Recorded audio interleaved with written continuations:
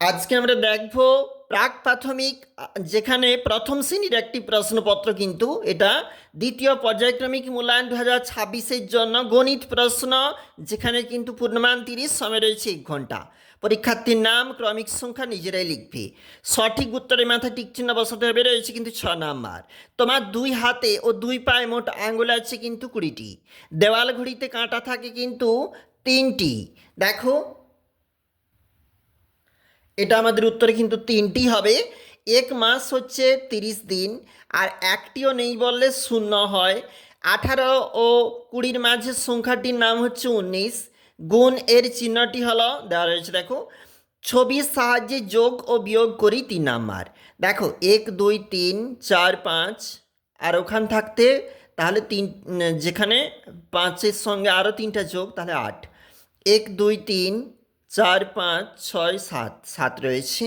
4টা মাছ রয়েছে, একটা মাছ রয়েছে, আর ওই জন্য হয়তো এখানে 5টা লেখা রয়েছে, বা ওখানে দেখো 4টা রয়েছে, একটা বিয়োগ হয়েছে, সেই জন্য কিন্তু এখানে তাহলে 3 বসবে। আগের ও পরের সংখ্যাটি লিখি 4 নাম্বার। 18 19 রয়েছিল, তাহলে 18 19 20। এখানে রয়েছিল 35, তাহলে 34 35 36। এখানে ছিল 41, তাহলে 40 41 42। এখানে ছিল 59, তাহলে 58 59 60। বাম দিকের ও ডান দিকে মিল করি। 6 নাম্বার।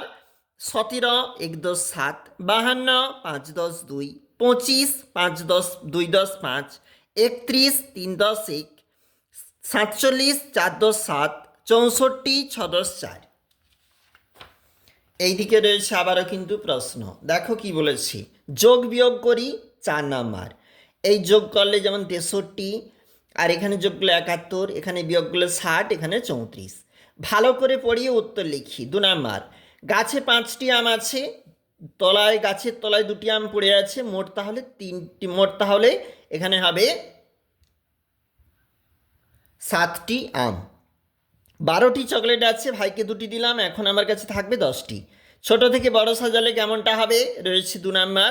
আর সমস্যাগুলি সমাধান করতে হবে, এগুলা রয়েছে কিন্তু সমাধান করার 3 নাম্বার।